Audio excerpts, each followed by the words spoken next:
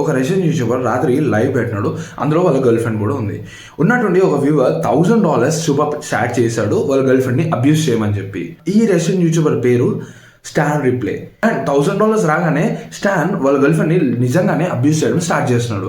And వాళ్ళ girl friend వాలంటీనా వద్దు అని చెప్పి ఎంత అంటున్నా ఇతను ఫోర్స్ఫుల్గా తననైతే బాల్కనీలోకి వదిలేశాడు. అండ్ బాల్కనీలో వేసేసి డోర్ వేసాడు. వాళ్ళ girl friend literally pregnant and ఆ టైంలో తను అండర్వేర్తోనే ఉండే, లిటరలీ 0% టెంపరేచర్తో. చాలాసేపు వాలంటీనా చాలా డోర్ కొట్టినా అసలు స్టాన్ మళ్ళీ వెళ్ళి చిల్గా కూర్చొని మళ్ళీ లైవ్ స్ట్రీమ్ చేసుకుంటూ కూర్చున్నాడు అనమాట. కొద్దిసేపటి తర్వాత స్టాన్ వెళ్ళి చూస్తే వాలంటీనా చనిపోయి ఉంది. అండ్ తన బాడీని తీసుకుని వచ్చి సోఫా మీద పెట్టి స్టాన్ ఏం చేస్తున్నాడంటే 2 hours దాకా అదే లైవ్ స్ట్రీమ్లో ఏడ్చుకుంటూ కూర్చున్నాడు.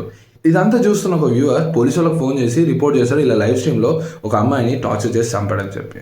సో దాని తర్వాత అక్కడ గవర్నమెంట్ ఏం చేసిందంటే ఈయనకు 6 ఏళ్ళకి జైలు శిక్ష చేసింది.